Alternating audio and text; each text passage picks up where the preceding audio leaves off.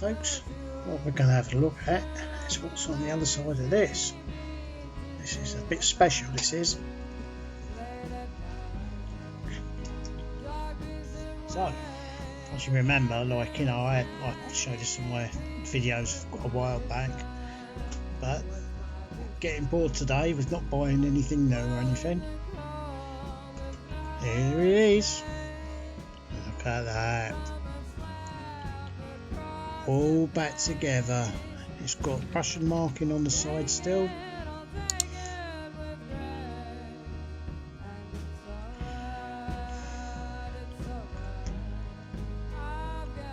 Poljot Sturmanskie, Gagarin. It's keeping beautiful time, as you can see.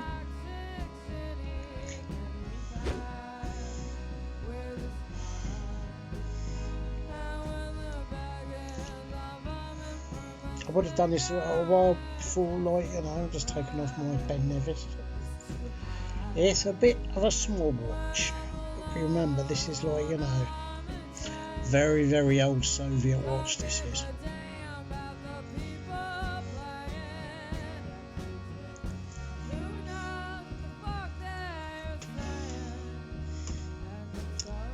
There she is. Look at that. See, it's what they call a top loader. It's a bezel fit movement. In other words, the bezel holds the movement in place. Look at that. And you want to see something even better? How about this for some loom? Get that charged up.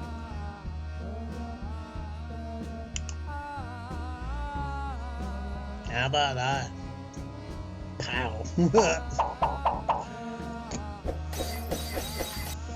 It's got the first Moscow factory logo on it. This is an original movement. I've had this verified by people on Watch You Seek and other places. Like, you know, there's been some skepticism about the dial, but where I've been looking at it, like, you know, the ornate hands and everything, you know, it all, you know, I don't think, even if the dial is a reproduction, but this watch is older than me. I wish that would stop doing that. Right. It's got high crystal, 15mm lugs. I've done that little business. So while we're at it, I'll quickly show you this.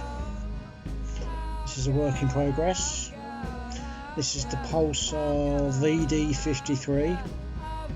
Now, you want to say about the size difference? Look at the size difference. There's a slight difference in size. No, this is. Oh, it hasn't got a stem, as you can see.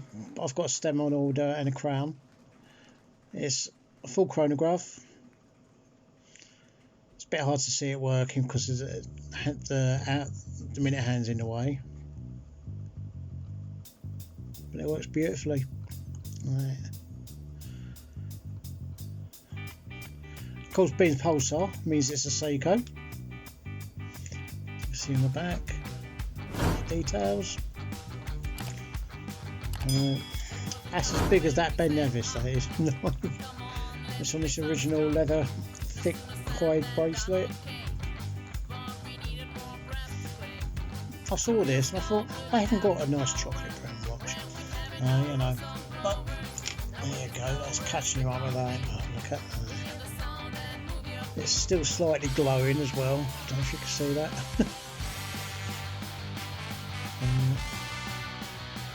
It is a very, very historical watch.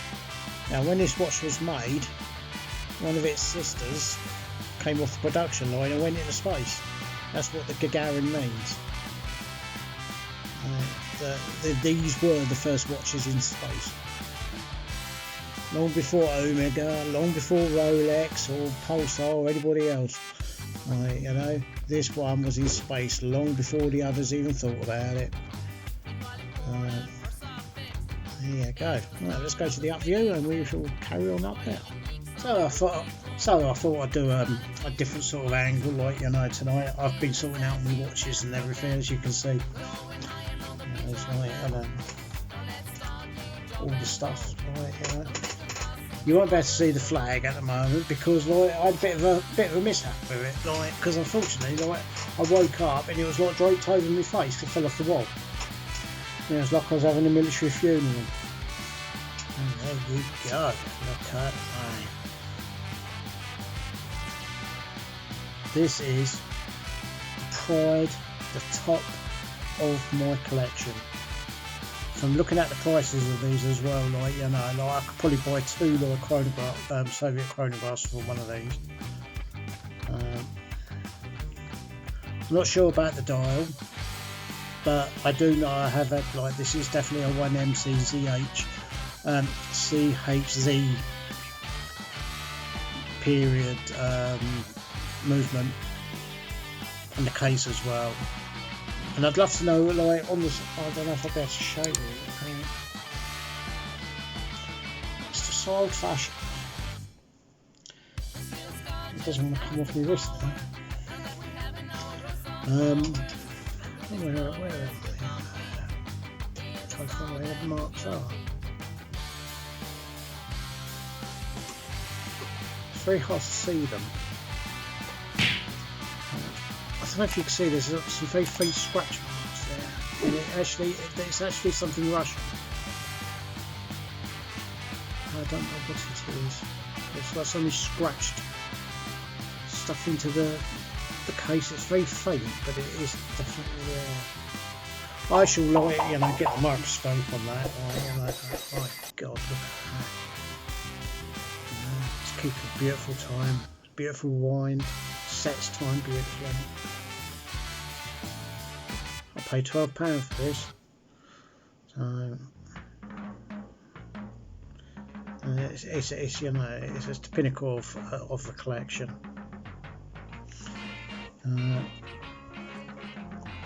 I've been wearing